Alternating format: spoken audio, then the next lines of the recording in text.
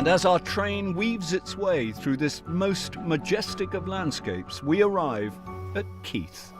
There are over 130 active whisky distilleries in Scotland, with around half of those, such as Glenrothes, Macallan and Strathmill, nestled into the countryside around Keith.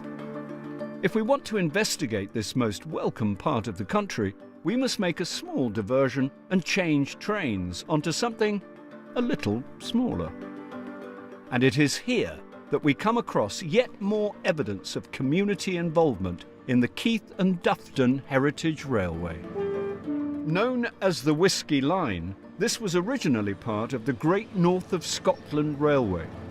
Michael Langford now runs it as a charity. Back in the 90s, it was used as a long siding for the Glenfiddich distillery. When the traffic to the distillery stopped and the line was closed by British Rail, in 1993, a team of people decided they would try and keep the line open as a heritage railway. Now, this British Rail Derby Class 108 diesel multiple unit from 1958 takes tourists, day trippers and whisky tipplers on an 11-mile trip through the Scottish Glens to Duffton. There's even a station dog. This is Peggy, our station dog. She's my dog, but she's been coming to the railway for the last 17 years. Getting on a bit now. Peggy's going to join us on the train. Our train will be travelling at a stately 18 miles per hour, and Lorna Sheriff is the on-board volunteer for today. She also knows quite a lot about whisky. Nearly half the distilleries in Scotland are here in Speyside. Many reasons for that. Here we've got excellent, pure, clear, soft water. That's what you want for whisky production. We also had lots of peat to heat the stills and to malt the barley. You've got a big barley growing area called the Lake of Murray. So you had all the three things you needed for whisky making. As well as taking in the lush scenery, there is another altogether more alcoholic reason to travel on this train: the whisky tasting. So we have this morning, ladies and gentlemen, Strathisla, 12-year-old, quite light, unpeated of course. We choose these two for our whisky tastings because Glenfiddich, of course, one end of the line and Strathisla at the other end. Would you like a wee dram, sir? There we go. You're not old enough, are you? No, I don't think so. I know you're 18. Thank you. Thank you, my dear. Thank you very much. Thank you. And you're crew, so you don't get, but you're a passenger, so you get. Okay, thank you. I think that's it. And if whisky wasn't enough, this train also serves up another taste of Scotland. Would you like a wee piece of shortbread to go with your... It's a lovely day out. Autumn is particularly pretty on the line, and again when the rhododendrons are out, it's a lovely time. It's always nice when you see the naughty sheep or the naughty deer on the line.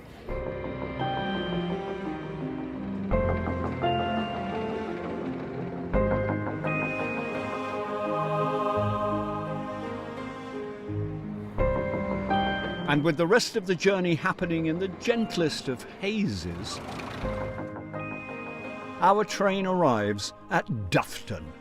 This vibrant and thriving Highland village is the malt whisky capital of the world.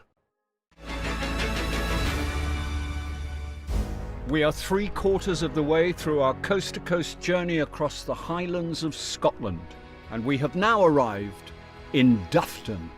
With 135 million bottles made here each year, Duffton can rightly proclaim itself the malt whisky capital of the world. Whisky making is the lifeblood of this town. For it to be officially classed as Scotch whisky, this spirit must be produced in Scotland and matured in oak casks for a minimum of 3 years. When new and fresh from the still, the spirit is clear and raw. It is the cask that gives it the colour and flavour we all know and love. The longer in the cask, the deeper the colour and flavour. Just 3 miles outside the village is Speyside Cooperage, the largest independent barrel maker in the UK. John Richard has been a cooper here for the past 20 years. The majority of the work that we do here is refurbishment of older barrels, but we do have the ability to make brand new ones, which we do from time to time.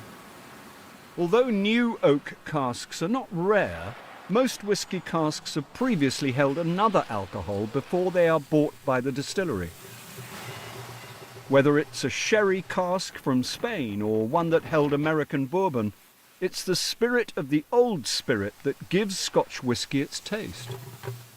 And preparing the old casks for the new spirit is quite a skill. So this is the start of the process where I'm going to check the cask for any defects. I'm looking for the end to be nice and flat, no splits in it. The hoops all nice and solid. And I'm going to brush round the cask to look for broken staves. With a damaged stave found, John must remove it and replace it with a sound one from a donor cask. Often they need to be cut to fit.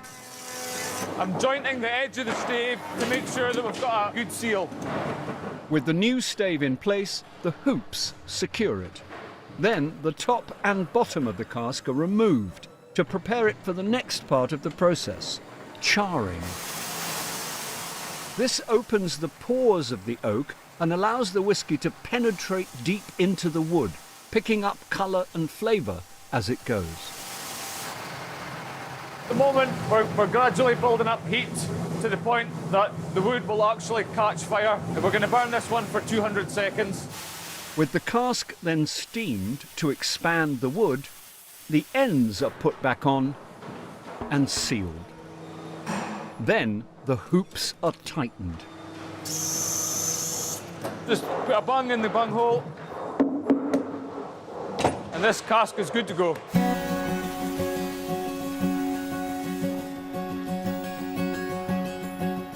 Back on our main line, we are speeding towards the North Sea coast and our final destination.